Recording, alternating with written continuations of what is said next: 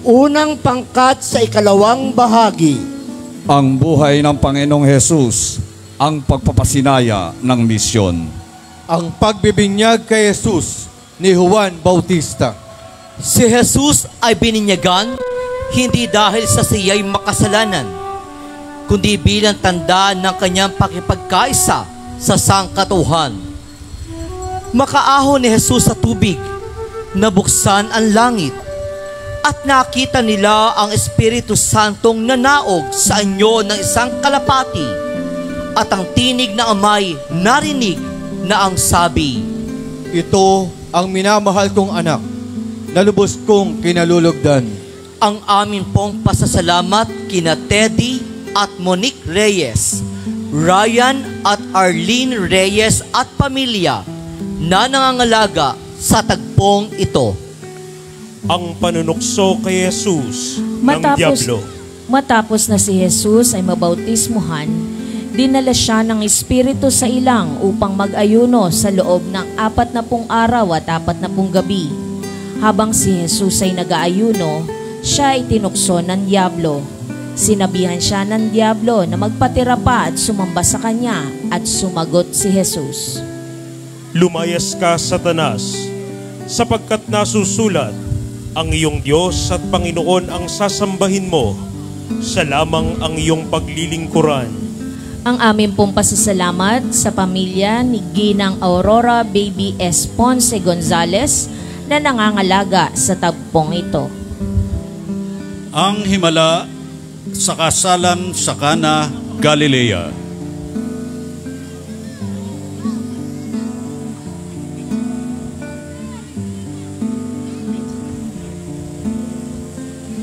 Sa kasalan sa Cana, Galilea, naganap ang pinakaunang naitalang himala ni Jesus, kung saan ang 6 na tapayang naglalaman na humigit kumulang 30 galong tubig ay naging mataas na uri ng alak. Sa pamamagitan nito'y inihayag ni Jesus ang kanyang kadakilaan at nanalig sa kanya ang mga alagad. Ang amin pong pasasalamat kina Ginoong Felix Tablan at mga kapatid, Manuel Macapagal at pamilya, Sergio Benito at pamilya, at sa pamilya Cunanan na nangangalaga sa tagpong ito.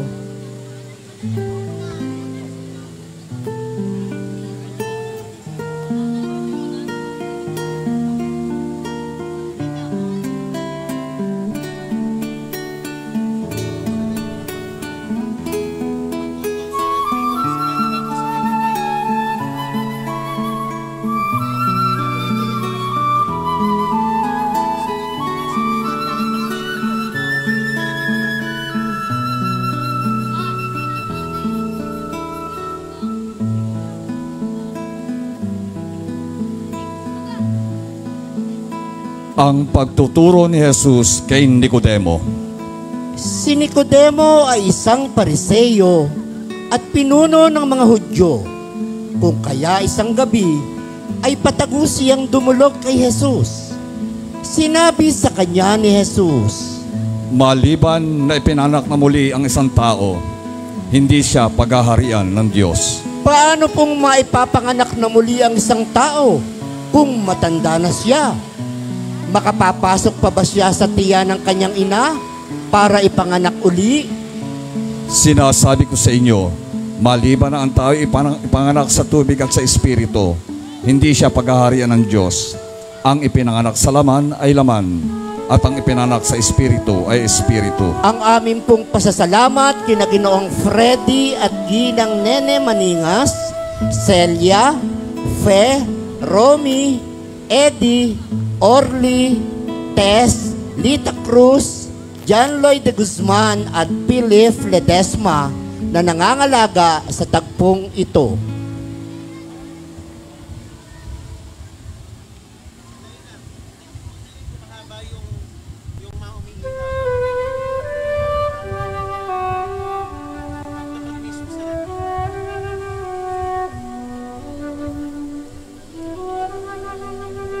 La Samaritana. Ang pangangaral ni Jesus sa Samaritana. Isang tanghaling tapat, Napagod si Jesus. Umupo at nagpahinga doon sa tabi ng balon ni Jacob. May isang Samaritanang dumating upang umigib at tinanong ni Jesus kung maaari siyang makiinom. At sapagat hindi nakikitungo ang mga Hudyo sa mga Samaritano, tinanong ng babae kung bakit siya humihingi ng tubig sa kanya. At sumagot si Jesus, Kung alam lamang ninyo kung ano ang pinagkaloob ng Diyos at kung sino itong humihingi sa inyo ng inumin, marahil ay kayo ang hihingi sa Kanya at kayo na may bibigyan niya ng tubig na nagbibigay buhay. At sa pagkakataong iyon ay napagtanto ng Samaritana na ang Kristo ang siyang kumakausap sa kanya. ang amin pong pasasalamat kina Ginoong George Alan Artenco, Bukal Nono at Ginang Nina Tenco Castro na nangangalaga sa tagpong ito.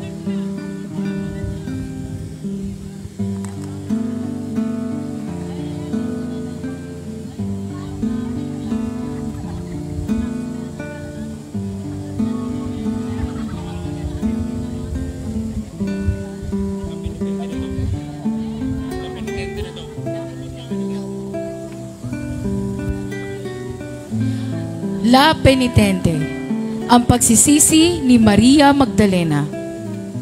Nabanggit sa Ebanghelyo ni San Lucas na si Maria Magdalena ay isa sa mga kababaihang pinagaling ni Jesus sa kanilang karamdaman. At nabanggit din na mula sa kanya ay 7 demonyo ang pinaalis ng Panginoon. Bilang pagsisisi sa mga kasalanang nagawa at bilang pagpapamalas ng natatanging pagmamahal kay Jesus, siya ay sumunod sa Panginoon. Ginamit niya ang kanyang mga ari-arian upang makatulong sa pangangaral ni Jesus at ng mga alagad nito. Ang amin pong pasasalamat kina Ginoong Agustin Beneventura,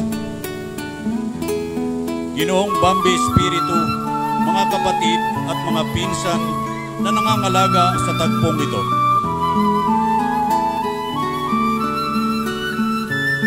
Bukod po sa mga kamarero o tagapangalaga ng mga imahen, ay atin ding pinasasalamatan ang kanilang mga nakakasama sa pagdidebosyon at pamamanata sa bawat taon ng pagpupupresisyon upang maipagpatuloy ang tradisyon nating ito. Ikalawang pangkat sa ikalawang bahagi. Ang buhay ng Panginoong Hesus, ang panahon ng pagpapakilala ni Jesus. Ang himala ng maraming huling isda at ang pagtawag ni Jesus sa mga unang disipulo. Sumakay si Jesus sa bangka ni Simon at ipinakiusap na ilayo ito ng kaunti. At mula doon ay nangaral siya sa mga tao na nasa pampang. Nang matapos, muli niyang sinabi kay Simon, Pumalaot kayo at ihulog ang lambat upang manghuli. pagod at buong magdamag na walang nahuli sina Simon at ang kapatid niyang si Andres. Ngunit dagli ang sumunod dahil sinabi ng Panginoon, Halos magkansisira ang kanilang lambat nang ito'y kanilang iahahon sa dami ng kanilang huli. Kaya pati ang bangka ng mga kasosyo nilang sina Santiago at Juan ay napuno rin ng isda. Si Simon ay nanggilalas kung kaya sinabi ni Jesus, Huwag kang matakot. Mula ngayon mamamalakaya ka ng mga tao. Ang amin pong pasasalamat kina Ginoong Florido at Ginang Estrelita M. Santos at Dr. Jean Rafael V. Marcos na nangangalaga sa tagpong ito.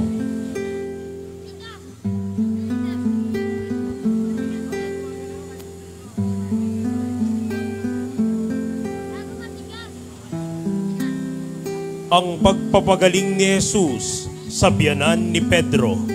Mula sa sinagoga ay nagtungo si Jesus sa tahanan ni Pedro at natagpo ang nakaratay sa kama at inaapoy ng lagnat ang biyanan nito. Kasama din nila noon sina Andres, Santiago at Juan.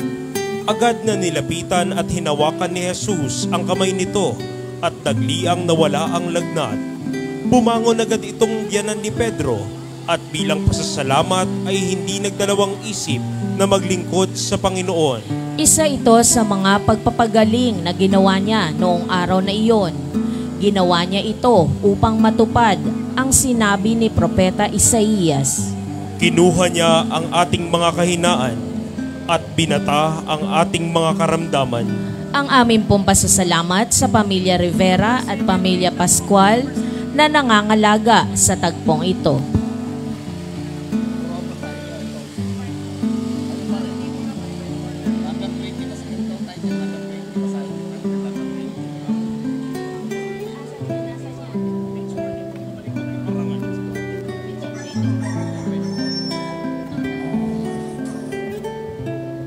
Ang pangangaral ni Jesus sa madla. Sa sermon ni Jesus sa bundok ay makailang ulit niyang sinabi, ang mapalad kayo. Kay Jesus ang mapalad ay ang mga dukha, ang mga inaapi, ang mga tumatangis. Subalit sa mundo, ang mapalad ay ang mga mayaman, makapangyarihan at mga humahalakhak. Hindi ito nangangahulugan na ibig ni Jesus na tayo'y maghirap. Ayon pa sa Kanya, mapalad kayo kapag dahil sa aking inaalimura kayo ng mga tao, pinag-uusig at pinagwiwikaan ng pawang kasinungalingan. Magdiwang kayo at magalak sapagkat malaki ang inyong gantimpala sa langit. Ang aming pong pasasalamat kina Ginoong Joey Rodriguez at pamilya na nangangalaga sa imahe o tagpong ito.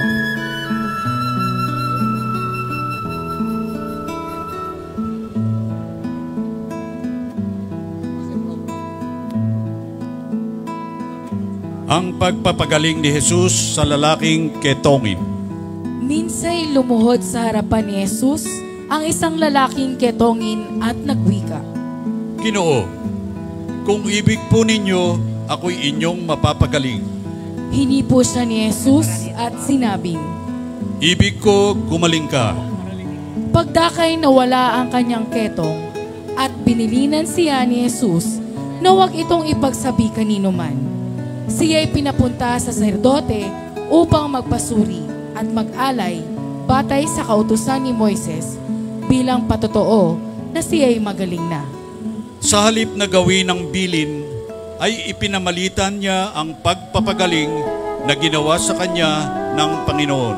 Ang aming pong pasasalamat kina Engineer Ryan Leo S. Darsen at pamilya na nangangalaga sa tagpong ito.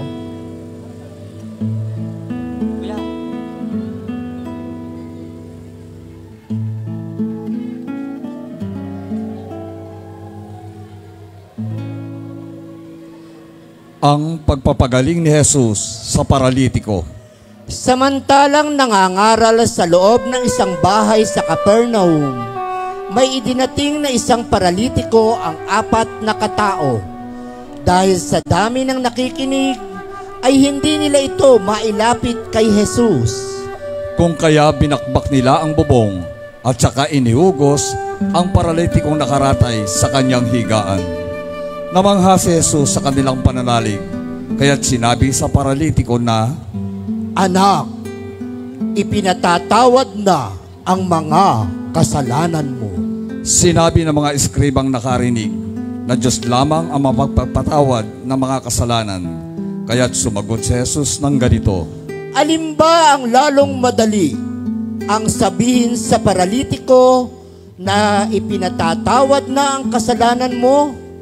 O tumindig ka at dalhin ang iyong higaan at lumakad ka? Nang sabihin ni Jesus na ito'y tumindig, ang paralitiko'y tumayo nga at nakalakad. Ang aming pong pasasalamat kina Rojem Jan Castro at pamilya na nangangalaga sa tagpong ito.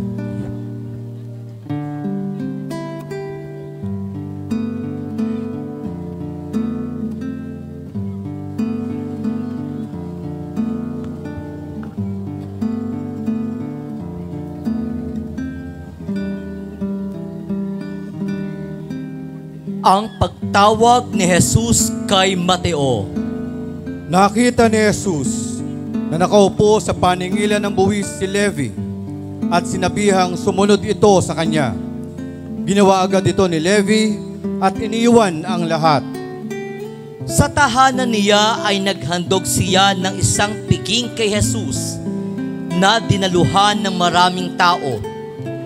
Nagbulong-bulungan ang mga Pariseo at mga eskriba kung bakit kasalo ni Jesus ang mga publikano at mga makasalanan. Kung kaya, sumagot siya, Hindi nangangailangan ng manggagamot ang walang sakit, kundi ang may sakit. Naparito ako, hindi upang tawagin ang mga matuwid, kundi ang mga makasalanan upang magsisi. mula noon ay nakilala na si Levi bilang Mateo na alagad ni Jesus. Ang amin pong pasasalamat kay Ginoong Albert Laya at pamilya na nangangalaga sa tagpong ito.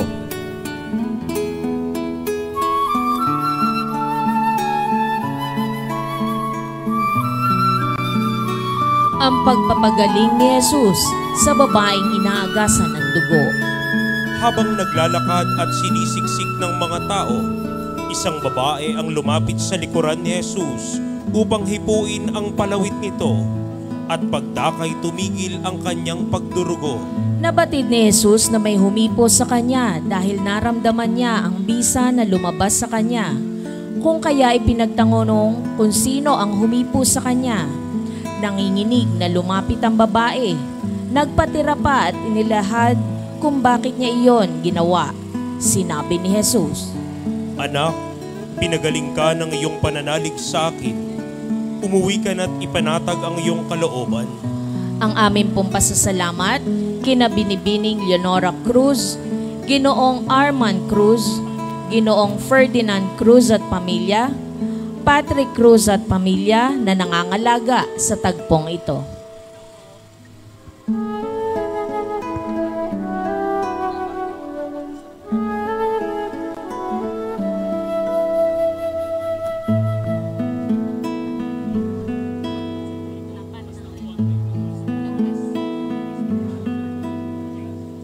Ang muling pagbuhay ni Jesus sa anak ni Jairo. Isang pinuno ng mga Hudyo na nagngangalang Jairo ang kabilang sa mga nakikipagsiksikan upang makalapit kay Jesus dahil kamamatay lamang ng kanyang anak na babae. Nalaman ito ni Jesus at sumama sa kanya. Pagsapit sa tahanan, pumasok siya kasama sina Pedro, Santiago at Juan, pati ang mga magulang ng dalaga. Hindi naniwala ang mga nananagoy sa sinabi ni Jesus na natutulog lamang ang bata. Kung kaya, pinagtawanan siya ng mga ito. Sinabi ni Jesus, Ining, bumangon ka. nagbalik ang kanyang hininga at bumangon. Bagamat ibinili ni Jesus na ito'y huwag ipamalita, ang pangyayaring iyon ay kumalat sa buong lupain. Ang amin pong pasasalamat kina Ginoong Aldrimar M. Santos, Ginoong Mark Anthony Santos, mga kapatid at pamilya na nangangalaga sa tagpong ito.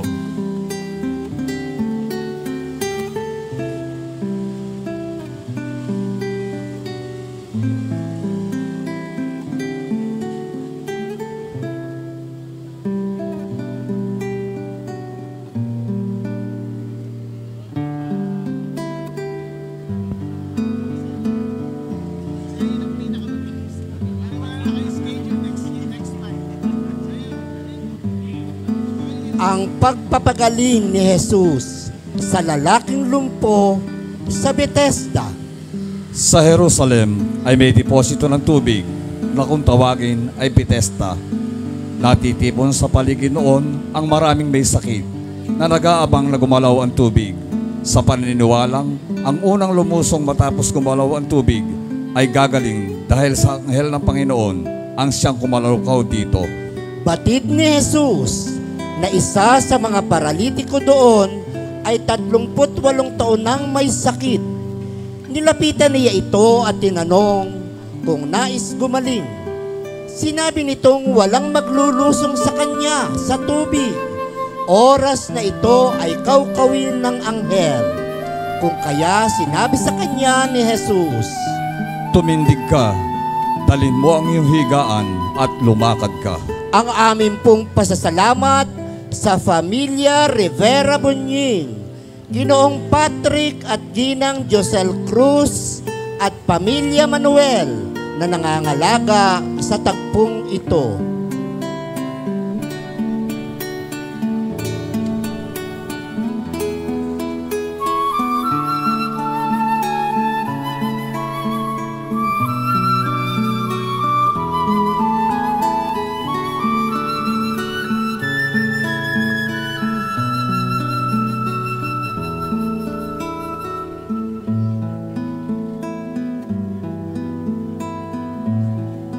Ang pagtuturo ni Jesus ng Ama namin. Nagbilin si Jesus na kung mananalangin ay huwag tumulad sa mga mapagpaimbabaw na ang hangarin ay makita lamang ng mga tao na sila'y nananalangin. Ayon pa sa Ebanghelyo ni Mateo, ito ang itinurong panalangin ni Jesus. Ama naming nasa langit, sambahin nawa ang pangalan mo. Ikaw nawa ang maghari sa amin. Sundin nawa ang iyong kalooban dito sa lupa tulad ng sa langit. Bigyan mo kami ng pagkain kailangan namin sa araw na ito at patawarin mo kami kakasala sa amin. At huwag mo kaming iharap sa mahigpit na pagsubok, kundi ilayo mo kami sa masama. Ang amin pong pasasalamat kina Ginoong Rodrigo at Ginang Marites Paltao at mga anak, Rosemary Asuncion, John Clarence, John Yuri Paltao, Ginoong Joaquin at Ginang Baby Adriano na nangangalaga sa tagpong ito.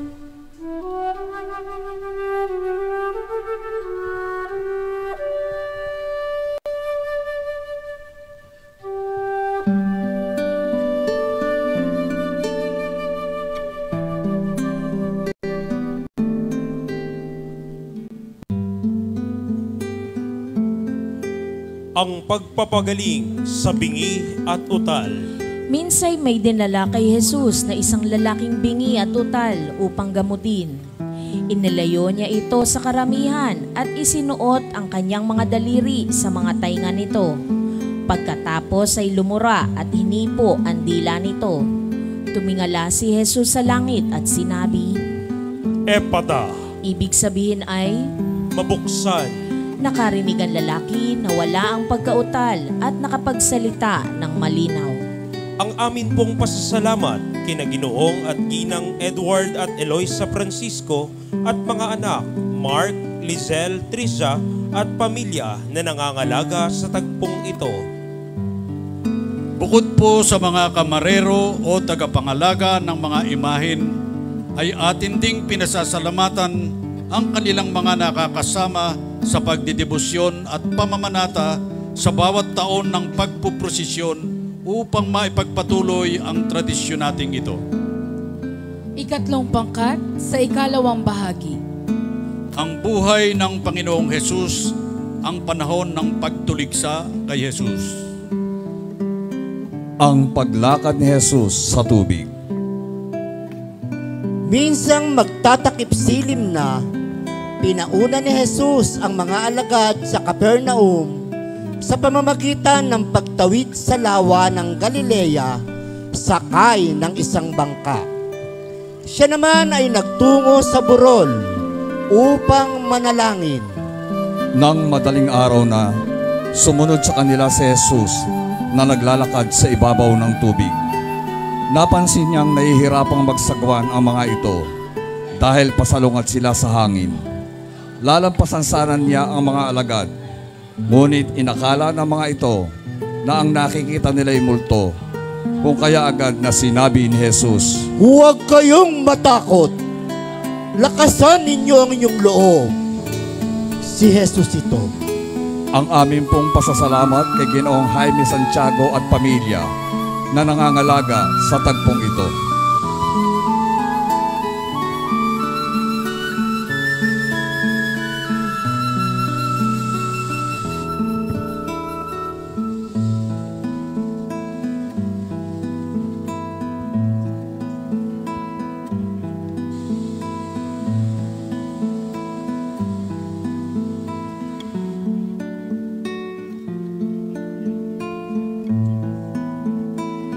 Ang pagbibigay ng susi ng langit ni Jesus kay Pedro.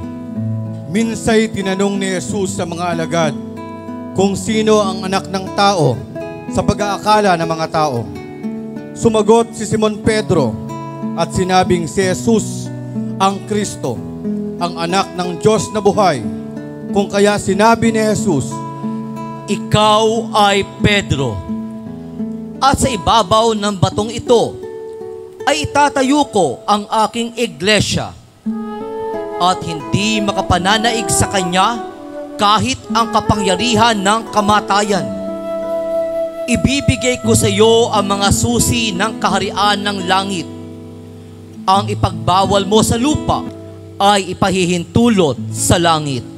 ang amin pong pasasalamat kina Dennis, Lourdes, Adi, Baby, Joshua, at Joan Policarpio na nangangalaga sa tagpong ito.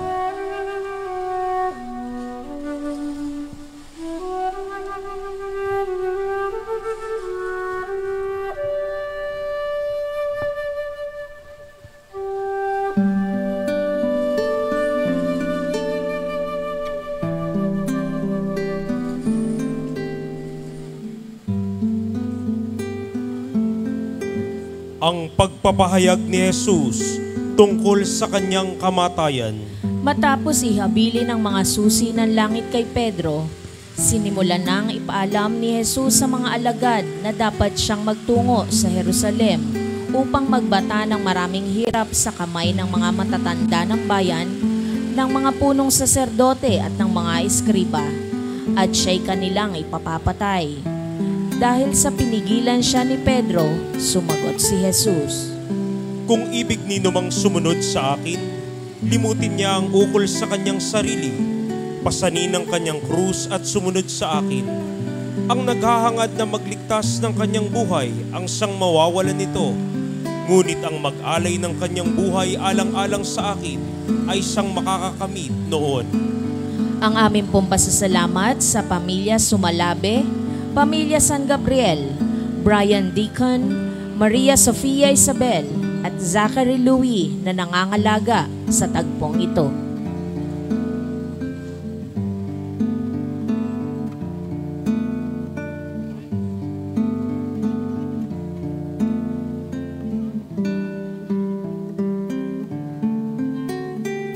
Ang pagbabagong anyo ni Jesus sa bundok ng Tabor. Isinama ni Jesus sina Pedro, Santiago at Juan sa isang mataas na bundok. Samantalang naroroon ay nakita ng tatlo na nagbagong anyo si Jesus. Nagliwanag na parang araw ang kanyang mukha at naging puting-puti ang kanyang damit.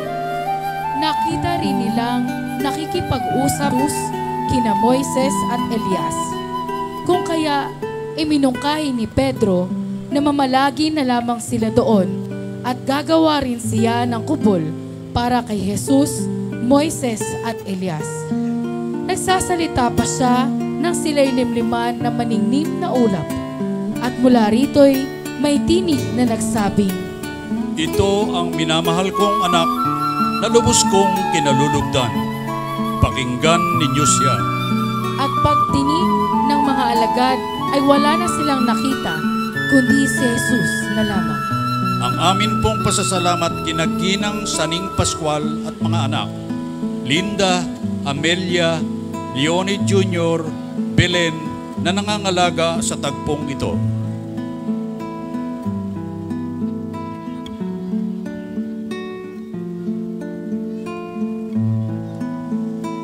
Ang pagdalaw ni Jesus sa tahanan ni Marta at Maria sa Betanya. Si Jesus ay malugod na tinanggap ng isang babaeng nagngangalang Marta sa tahanan nito. Samantalang naghahanda, naupo ang kanyang kapatid na si Maria sa harapan ni Jesus at nakinig sa kanyang itinuturo. Alalang-alala si Marta sapagkat kulang ang kanyang katawan sa paghahanda.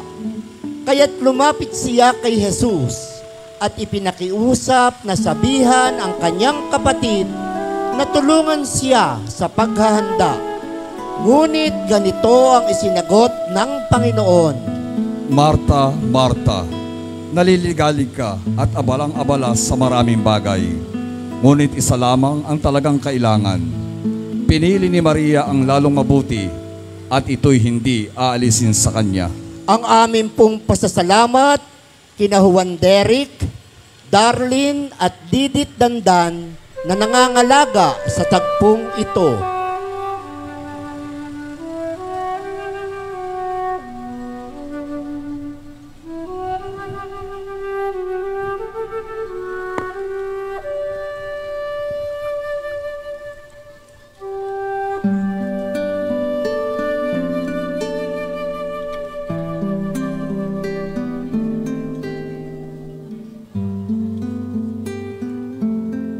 Ang pangangaral ni Jesus tungkol sa tore ng Siloe.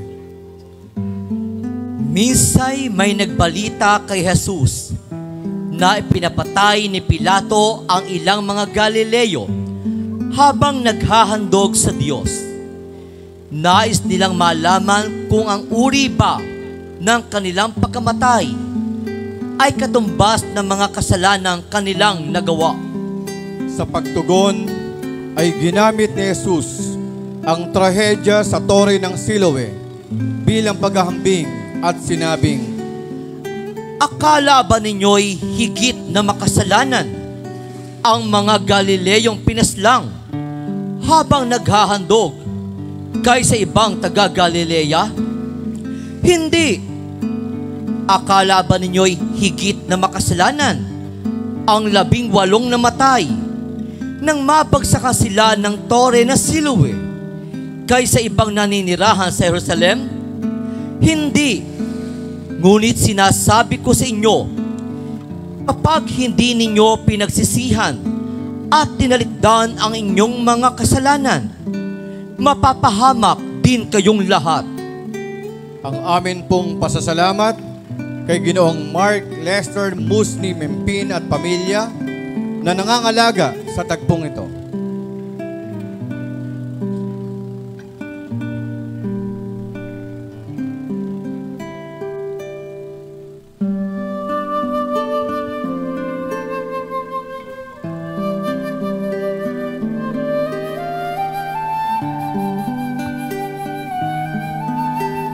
Ang pagpapagaling ni Jesus sa babaeng hukot. Habang nagtuturo si Jesus sa sinagoga, araw ng Sabat o araw ng pamamahinga noon, tinawag niya ang isang babae upang pagalingin. Ito'y hukot na hukot dahil 18 taon nang pinananahanan ng masamang espiritu. Nang maiunat nito ang likod, ay agad siyang nagpuri sa Diyos. Nagalit ang tagapamahala ng sinagoga sapagkat nagpagaling si Jesus sa araw ng pamamahinga, kaya sumagot si Jesus. Mga mapag-imbabaw, hindi ba't kinakalag ninyo sa sabsaban ng inyong baka upang makainom kahit araw ng pamamahinga? Ang babaeng ito mula sa lipin ni Abraham ay ginapos ni Satanas sa loob ng 18 taon. Hindi ba dapat na siya'y kalagan kahit araw ng pamamahinga? Ang amin pong pasasalamat kina Ginoong Harvey Hill Peralta at pamilya, Ginoong Kiko Francis Peralta at pamilya, Binibining Apple Jane Tan at pamilya na nangangalaga sa tagpong ito. Ang pagpapagaling ni Jesus sa lalaking bulag. Minsay may nakasalubong na bulag sina Jesus. Tinanong siya ng mga alagad kung sino ang nagkasala upang ipanganak iyon sa ganoong kalagayan. Sumagot si Jesus. Ipinanganak siyang bulag, hindi dahil nagkasala siya, o ang kanyang mga magulang, kundi upang mahayag ang kapangyarihan ng Diyos. Lumura si Jesus sa lupa at gumawa ng putik na siyang ipinahid sa mga mata ng bulag at sinabihang itong maghilamos sa deposito ng tubig ng Siloe na siya namang ginawa ng bulag at siya'y nakakita sa unang pagkakataon. Ang amin pong pasasalamat kay Ginoo at Ginang Manolito M. Castro at pamilya na nangangalaga sa tagpong ito.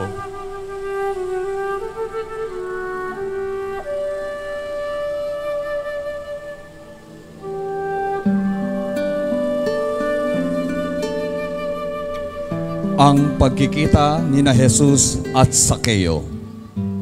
Sa Jericho ay may isang mayamang pinuno ng mga publikano na nagngangalang Sakeo na napakapandak. Kaya umakyat siya sa puno ng sikomoro upang makita si Jesus. Nakita ni Jesus si Sakeo at inutusang bumaba mula rito dahil nais niyang tumuloy sa tahanan nito. Nagbulong-bulungan ang mga nakakita noon kung bakit tutuloy si Jesus sa tahanan ng isang makasalanan. Sa tuwa naman ay sinabi ni Sakeo kay Jesus na ipamamahagan niya ang kalahati ng kanyang kayamanan sa mga dukha at 4 na ibayo ang isasaulin niya sa kanyang mga dinaya. Kaya inihayag ng Panginoon, ang kaligtasan ay dumating ngayon sa sambayanang ito. Lipirin ni Abraham ang taong ito, sapagkat naparito ang anak ng tao upang hanapin at iligtas ang naligaw.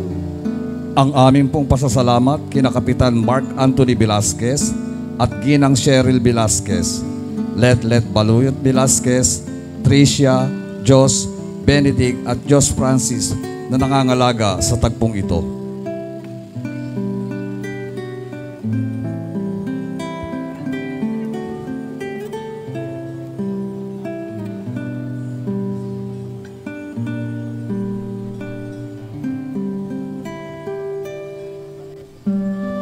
Si Jesus ang mabuting pastol.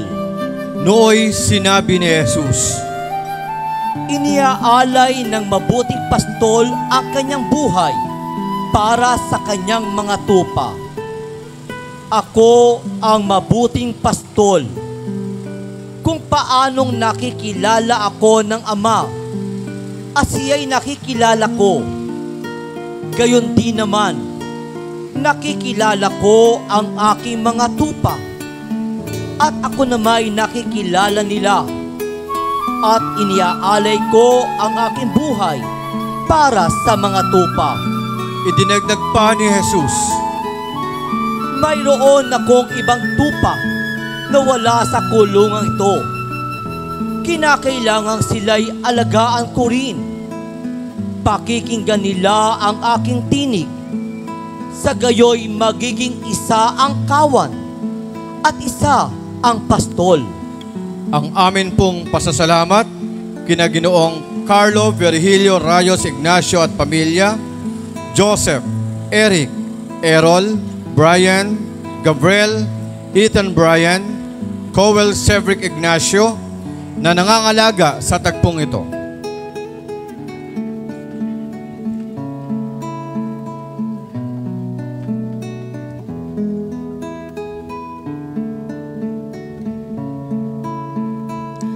Ang muling pagbuhay ni Jesus kay Lazaro.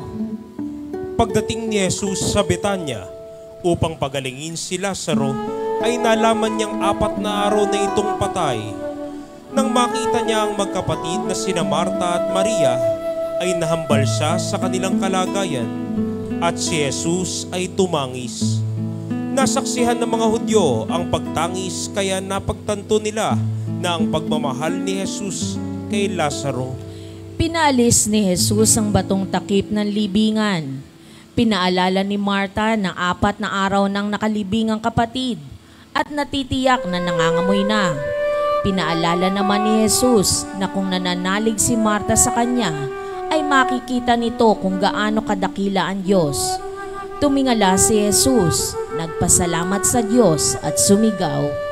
Lazaro, lumabas ka! At lumabas nga si Lazaro na napupuluputan ng kayong panlibingang buong katawan at may panyo sa muka. Kaya iniutos ni Jesus. Kalagan ninyo siya at nang makalaya. Ang aming pong pasasalamat kina Ginoo at Ginang Renato Javier at pamilya na nangangalaga sa tagpong ito.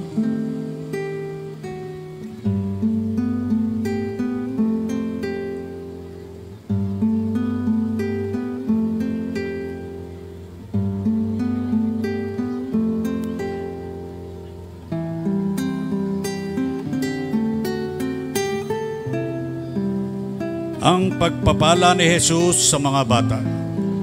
May mga nagdala na mga bata kay Jesus upang hilinging ipatong niya sa mga ito ang kanyang kamay.